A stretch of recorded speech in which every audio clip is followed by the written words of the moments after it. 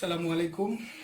আজকে আমি যে জিনিসটা নিয়ে কথা বলবো সেটা হচ্ছে আমাদের মোস্ট ইম্পর্টেন্ট ফাইনাল প্রফের প্রিপারেশনের ক্ষেত্রে আজকে আমি বেসিক্যালি ট্রাই করবো যে কোনো একটা সাবজেক্ট নিয়ে কিছু কথা বলতে। সেগুলো হচ্ছে অ্যাকচুয়ালি আমি ইন্ডিভিজুয়াল কোনো সাবজেক্ট বা কোনো টপিকস নিয়ে কথা বলবো না, সেটা হচ্ছে কিভাবে আমরা পড়লে আমাদের জন্য জিনিসটা ইজি হবে। দ্যাট মিনস হচ্ছে আমাদের ফোর্থ ইয়ার শেষ করে ফাইনাল ইয়ারে যে 1.5 বছর টাইম থাকে, সেই 1.5 বছর টাইমটার মধ্যে গাইডটা কিভাবে ধরে ধরে পড়লে আমাদের জন্য পাস করাটা ইজি হবে।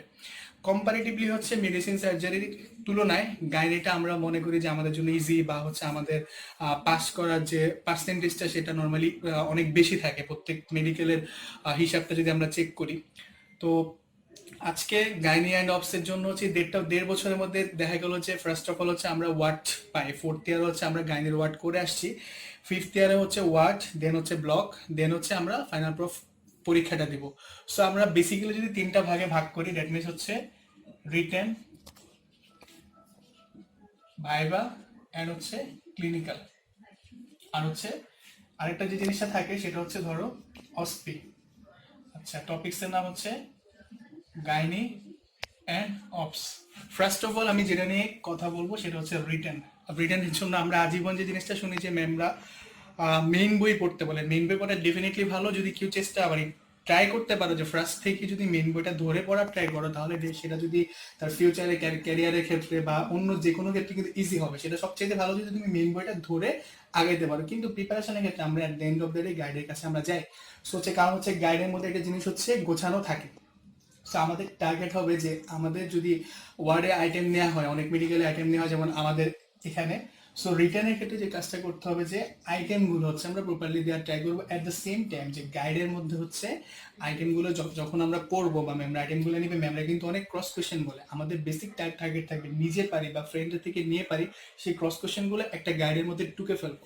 এখন আমি গাইডের কথা কেন বলছি, কারণ পরীক্ষার আগের দিন রাতে মেইন বই, গাইড বই, ওই নোট, লেকচার সবকিছু মিলায় কিন্তু একটা হ্যাপাজেট কন্ডিশনে আমরা অবশ্যই লেকচার ফলো করব। লেকচারটা অনেকে যেটা করে যে কেউ হয়তো লেকচার পড়ে, কেউ হয়তো গাইড পড়ে, কেউ মেইন পড়ে। আমি একটা জিনিস সাজেস্ট করি যেটা আমার জন্য ভালো, প্রত্যেকেরই আলাদা আলাদা স্টাইল থাকতে পারে।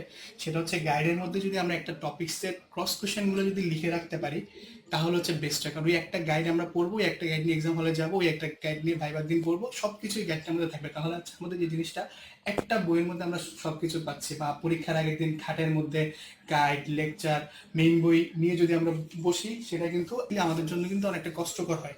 তো হচ্ছে যে জিনিসটা, সো আমি আমি বলবো যে গাইড বইটাকে বা যদি পারো লেকচারটাকে বা মেইন বইটাকে, যে যার মতো, তবে গাইডটাকে প্রিফার করে। কারণ গাইডেগুলো কোশ্চেনগুলো বা এক্সট্রা ক্রস কোশ্চেনগুলো, ভাইবা কোশ্চেনগুলো দেওয়া থাকে। সো ওইখানে টুকে রাখবা, সেটা ফ্রেন্ডের থেকে পারো নিয়ে পারো, তাহলে দেখবে যে পড়াটা অ্যাকচুয়ালি গোছানো তো থাকলো।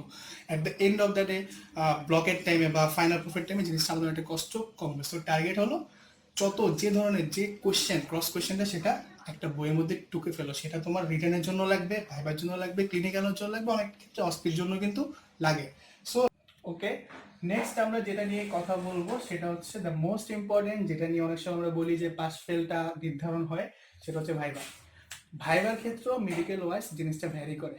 আমাদের মেডিকেলে আমরা দেখছি যে আমাদের বক্স কোয়েশ্চেন থাকে, ওই বক্স কোয়েশ্চেনগুলো যদি আমরা প্রপার ভাইবার টেবিলে বলতে পারি, বা ওটার সামটাইমস ম্যামরা কিছু ক্রস কোয়েশ্চেন করে, সামটাইমস করে না, ওইভাবে কিন্তু ইজিলি যদি পারা যায় ওই বক্স কোয়েশ্চেনগুলো, তাহলে মোটামুটি পাসটা হয়ে যায়। আর হচ্ছে ভাইবার ক্ষেত্রে যে জিনিসটা, ভাইবার জন্য হচ্ছে আমাদের যে অলরেডি আমরা first prop, second prop, third prop দিয়ে আসছি। সো আমাদের হচ্ছে মেন্টাল যে প্রিপারেশন, ওটা সবচেয়ে বড়। আর এখন যেটা বলবো যে 1.5 বছর ধরে আমি কিভাবে পরীক্ষার আগের দিনের জন্য নিজেকে প্রিপেয়ার করবো, যে না কালকে আমার ক্লিনিক্যাল আছে, কালকে আমার ভাইভা আছে, কালকে ক্লিনিক্যাল এবং ভাইভা দুটো জিনিস ফেস করতে হবে। সো আমার আমার নিজের উইপেনটা মানে যে আমি বললাম যে একটু আগে যে গাইড বা লেকচার খাতা বা মেইন বই, যেখানে পারি আমরা সেম ভাবে কোয়েশ্চেনগুলো মার্ক করে রাখবো এবং এক্সট্রা ক্রস কোয়েশ্চেনগুলো যদি লিখে রাখি, তাহলে রিটার্নের সাথে কিন্তু ভাইভা প্রিপারেশনটা টোটালি আমাদের কমপ্লিটলি শেষ হয়ে যায়।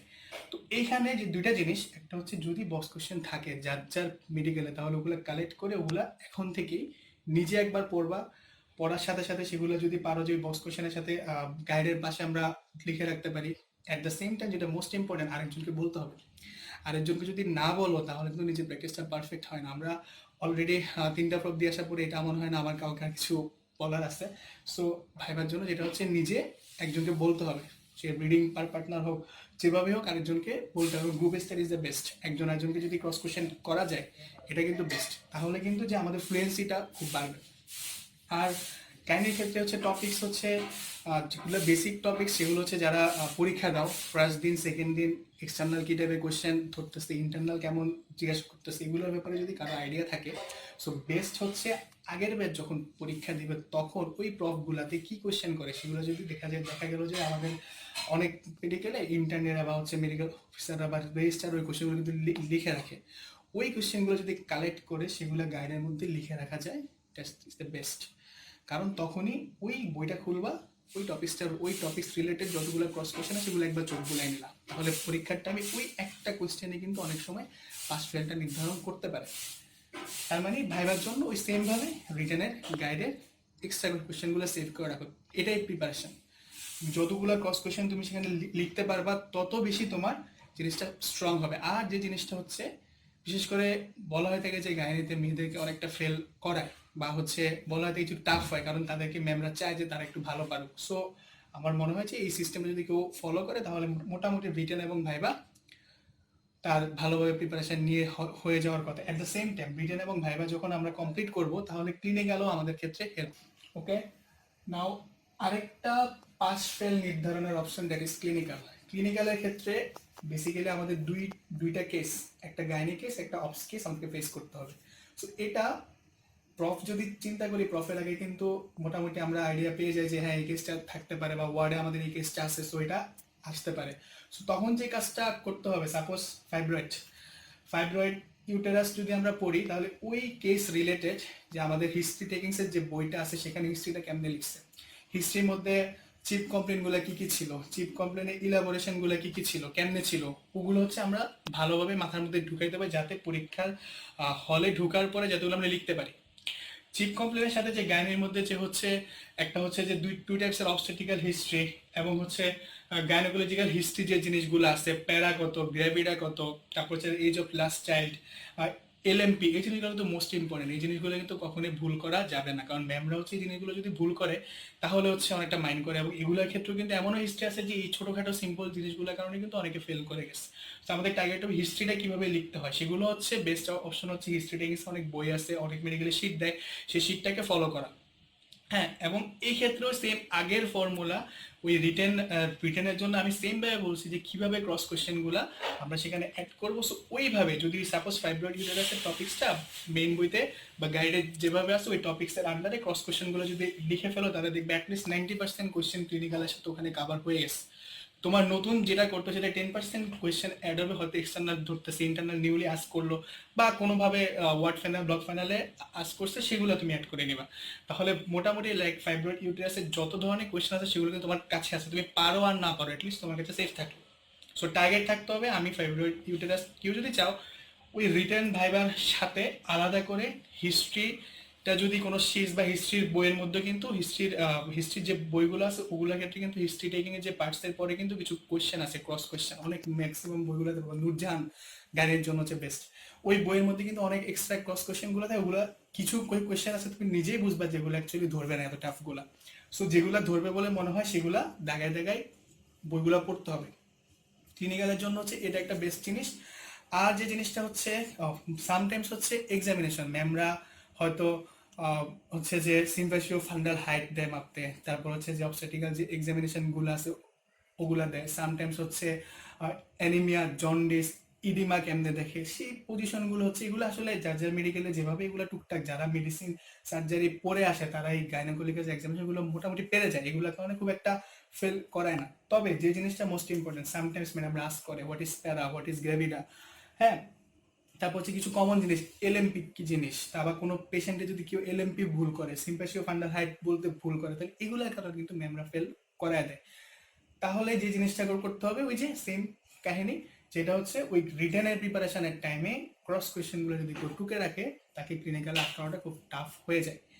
আর যে জিনিসগুলো হচ্ছে হিস্ট্রি টেকিংসের গাইনের মধ্যে ম্যাক্সিমাম মেডিকেল আমি দিচ্ছি 30 মিনিটস করে টাইম দেয়, তো ওই মিনিটে ওই কম সময়ের মধ্যে কিন্তু হিস্ট্রিটা কমপ্লিট করতে জানতে হবে এবং ক্রস কোয়েশ্চেনগুলো ফেস করতে হবে। ওকে, এখন রিটেন গেল, ভাইভা গেল, ক্লিনিক্যাল গেল, সবগুলোকে যদি সামারাইজ করি আসে হচ্ছে অসপি। কারণ অসপির মধ্যে হচ্ছে আমাদের ইনস্ট্রুমেন্ট থাকে, কিছু হচ্ছে অ্যানালিটিক্যাল কোয়েশ্চেন থাকে। এক একটা analytical question is the summary of any single topic. কারণ হচ্ছে তুমি যখন দেখবা স্পিকারটা খুলবা, দেখবা যে ফাইব্রয়েড নিয়ে একটা কোয়েশ্চেন আসছে। ওকে, ফাইব্রয়েডটা তুমি যদি ফার্স্ট টু লাস্ট স্পিকারে পড়ো, তোমার মনে হবে যে আরে এগুলো তো একেবারে চিজ জিনিসগুলো আছে। মিনস আমি মনে করি কেউ যদি অস্পিকারটা ভালো মতো করে পড়ে তার ভাইবাটা অনেক ভালো হয়। এবং অস্পির ক্ষেত্রে হচ্ছে ওই যে অস্পির ভিতরে যা এই তিনটা ধারা ভালো করে তার অস্পি এমনিতেই ভালো পারে। আর অস্পির ক্ষেত্রে যে জিনিসটা হচ্ছে স্টেশন যেগুলোর মধ্যে হচ্ছে কাউন্সিলিং প্রসিডিওর, ওগুলা কন্টিনিউয়াস প্র্যাকটিস মধ্যে রাখতে হবে। হ্যাঁ, সামটাইমস অনেক স্টেজে যে অনেকেই আছে যে অস্পিতে ফেল করে গেছে, এরকমও কিন্তু কিছু ব্যাপার স্যাপার থাকে। সো যদি ওভারঅল সব কিছু চিন্তা করি তাহলে ওই যে আমার একটাই উপদেশ থাকবে প্রত্যেকে, বলি তোমরা পড়াটাকে গোছায় নাও এখনই, যাতে পরীক্ষার আগের দিন রাতের বেলা কষ্ট করতে না হয়। ওই যে সেম ভাবে যত বেশি কালেক্ট করো, পড়ো আর না পড়ো ইটস আপ টু ইউ, কিন্তু তুমি কালেক্ট করো, তুমি কালেক্ট করো, তুমি কালেক্ট করো। তো সবকিছু যদি কালেক্ট করে একটা বইয়ের মধ্যে আনা যায়, সেটাই তোমার পাস ফেলটা ডিপেন্ড করে। আর আলটিমেটলি হচ্ছে প্রফের আগে হচ্ছে ফাইনাল প্রফ, তো দেখা গেল যে কেউ first proof, second proof, third proof সুন্দরভাবে পাস করেছে, ফাইনাল প্রফে সামাও গায়ে নিতে হয়তো বাকি গেছে, হতেই পারে, সেগুলো নিয়ে কোনো কিছু, বাট নিজে প্রিপেয়ার হও, that will be best. So আজকে গাইনি অ্যান্ড এ পর্যন্ত থাক, নেক্সট দিন ইনশাল্লাহ সার্জারি অথবা মেডিসিন যে কোনো একটা ট্রাই করবো বলার, খুব তোমাদের কাজে আসবে।